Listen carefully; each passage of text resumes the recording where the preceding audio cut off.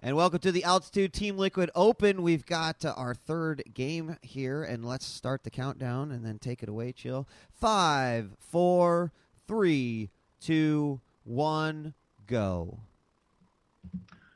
All right, so we are in game number 2 between Select and Drafter, a Terran versus Terran match in the Altitude Team Liquid Open. We have Drafter spawning at the 12 o'clock position in the blue Terran, and we have Select spawning in the 6 o'clock position as the red Terran. That's right. Red versus blue, guys. This is serious business because this is could be the final game here if Select defeats him. But Drafter has to bring it back. These are best of threes. The finals will be a best of 5. And we are going to be getting the replays. And you know what? I'd just like to use this moment to say, props to TL for choosing to go the replay route. I think it sort of alleviates a lot of what people say about the whole ghosting issue. And so, you know what? It may be a little strange on the countdown, but I think it's a smart thing to do as we just uphold the integrity of all these competitions. Oh my God! If you were taking a look at Drafter's base, he just took all his SCVs and sent them to one position, not even a mineral patch. So yeah, I don't know if there's actually or what. There's a move that's actually called the DJ Wheat. Actually, yeah, because I do that stupid shit all the time.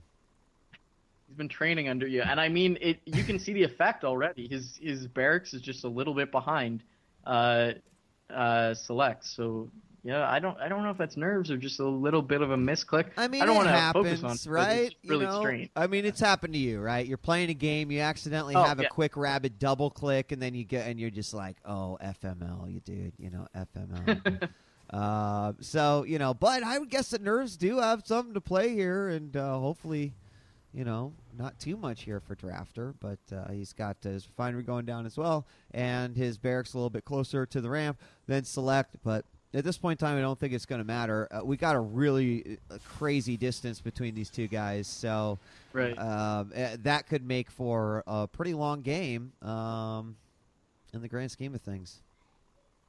And the thing that I always think is interesting and I think should be brought to more tournaments, I don't like when the map pool is set. So game 1 is this, game 2 is that, game 3 is that, whatever. I don't like that because I feel like there's a little bit of strategy in itself when they say game 1 is on Metalopolis, like they did in this tournament, but loser picks a second map. The caveat to that is that Desert Oasis and Kulas Ravine have been removed from the map pool. So this means that Drafter has actually said he wanted Lost Temple. And I feel like from what we've seen in the earlier games, Select seems to be more the multitask, kind of trickier player. And it seems to me like Drafter is more I'm just going to drive through with my Tank Marauder and not take any advantage of these cliffs. Lost Temple is a map that has a lot of opportunities for dropping and cliffing, especially around the natural area, and there's even some opportunities in the center around the Terrans. Or around the towers. Looks like a little bit of an engagement here. 2 Marines getting shut down by 3, but not a big deal. So I find it interesting that Drafter actually decided to go ahead and pick this map. Maybe he's just more comfortable on it and doesn't have a strategy set up for it, but his style seems to lend me more to like a Zelnaga Caverns kind of open middle, just drive through. I feel like Select is not uncomfortable on this map whatsoever. What did Select built his factory like way over here and then moved it? Okay. I mean, I don't know why he just wasted so much. I don't know if he was trying to hide it or what. But, yeah, he was probably trying to deny the scouting, and that also adds to the reason why was he out there with the Marines, just wanting to be aggressive and shut down any scouting, because we can see he's going for a medevac drop full of Hellions. So he's got the medevac on the way, first Hellion out, and he's actually researching that Infernal Pre-Igniter. So a little bit of a risky build here. This has to do damage, or else you're behind. That being said, once you have that Pre-Igniter done, oh my god, it's really easy to do damage, especially if you run the SCVs and they all group up, and those blue flames of death tear through them. Yeah, it's going to be dirty unless Drafter either catches wind of this or is very quick on his reaction. All right, well, the medevac is out. There are 2 Hellions ready, and the Pre-Igniter is just about 75% done. He's not going to commit to a load here quite yet, but I guess probably just as you said, he's going to wait for the 4 Hellions to pop to really to just do maximum damage on that. In the meantime, over here on Drafter's base, he's setting up something fairly decent that could deal with it, but unless he scouts it, he's going to have a hard time finding it. And in terms of scouting, he does have this Viking moving out to the center, and as well as this scouting barracks.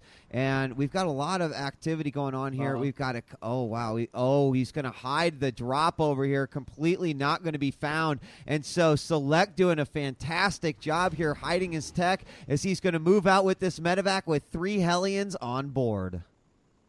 And look at this. Drafter has, kind of an idea. Something is not right. He's flying out with that Viking, looking to find the medevac, but he just could not find it. Here go the 3 Hellions. Let's see how much damage they do. Oh, 1 SCV going down, but as the rest are getting damaged, bringing up the health bars, a lot are going to start going down. And there they bunch up. That's really not what you want to do. Drafter bringing his army back pretty quickly, doing the ring around the Rosie, but taking a lot. Oh, my God. So many harvesters going down. Drafter down to only 9 harvesters. Oh, my God. You can't ask for anything more than that in a Hellion drop. And the Vikings were like, yeah, well, we may not have done shit in game 1, Wheat, but here, look we just saved the day. As they take out the medevac and guarantee, and even Drafter says via chat, terrible, terrible damage, and there is no lie. You look at that income tab, down to 10 harvesters, and it's like, hello, first 90 seconds of the game. Because that is not good for any Terran income, and he's going to be forced to move out with this. And this is smart, He's accepted what has happened and knows, well, I either win off of this or I'm screwed. And so this is absolutely probably just it right here, as he is going to have 4 Vikings, 2 siege tanks. They do have siege mode, and 4 Marines. Like this would be the most amazing thing ever. But he can't allow Select any time to build up an army because he doesn't have the economy to come back. There's actually a cloaked Banshee in the main of Drafter, just really finishing it off. So, and there's one at the main defending Select's main. Drafter really having nothing that he can do to that. He could get off a stand with his Vikings, but he needs to deal with the Marines. Really just a well-thought-out build by Select. Drafter had no answer and completely got shut down as his last few straggling SCVs getting taken out here.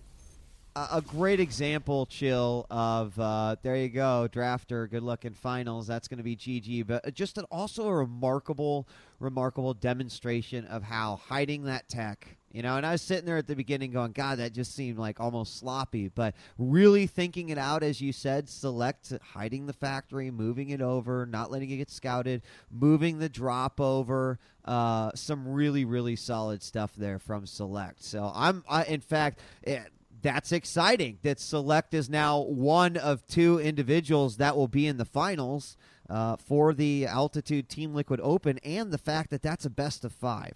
So Select earns his spot. Yes, and Drafter is going to take $50 for his 3rd or 4th place finish there. Select going on to the finals, which is $300 to the winner, $100 to second place. So we'll have to see what he gets done there. And I'm going to be interested to see if he has any more tricks up his sleeve, or if we're going to see that Ghost build again, or the Hellion build again. I'm down with that. I want to see that Ghost build more. Because now that I'm sort of like seeing it, and it was pretty solid for what it was. And I feel like it's something additional you can transition out of. And look at that. He had 1 harvester when the game ended. That's awesome.